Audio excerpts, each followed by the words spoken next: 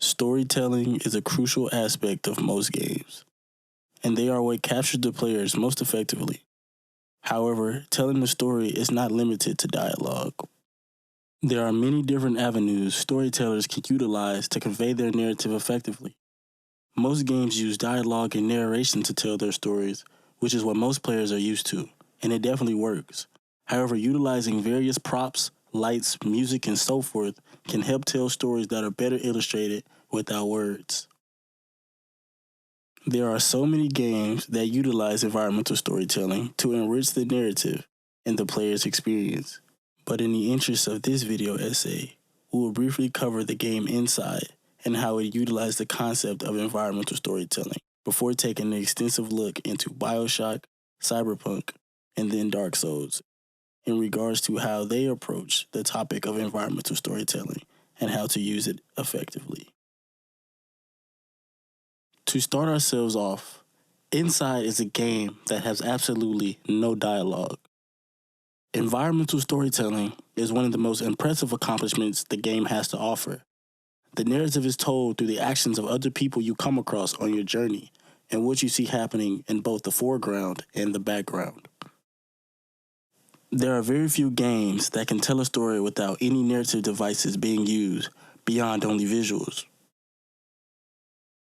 At first, the storyline may confuse you, since you are thrusted into this world controlling a boy in which the player is given no context to their situation. However, the storyline that the player experiences as they progress through the game informs the player that the abandoned city that they are currently navigating is inhabited by the civilians under the effects of mind control.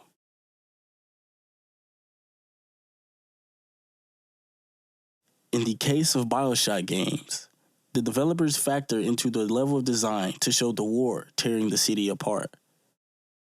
Various objects showing the structural damage and being in pieces tell the player implicitly that the society isn't happy nor calm, but that they are fighting for their survival. In Bioshock 2, the main antagonist of the game and the leader of the underwater city of Rapture is named Sophia Lamb, who has planted an ideological seed into the minds of her people to create the perception that the main antagonist's daughter is the savior that the people need.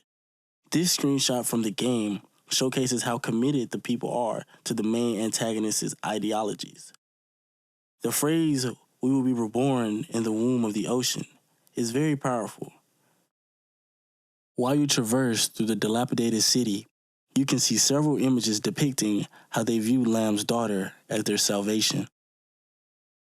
Now that we've covered Bioshock and Inside and how they utilize environmental storytelling, we continue on to the first game we're going to analyze in more depth, which is Cyberpunk 2077.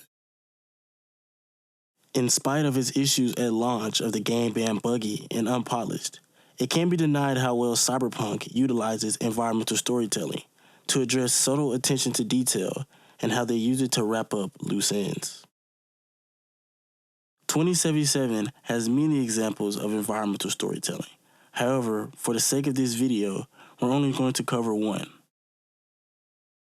Once the player is about halfway through the first act, you will have the option to call a high-ranking woman named Meredith Stout, who works for a company named Miltech because she has information in regards to how to get the robot that you need for the heist.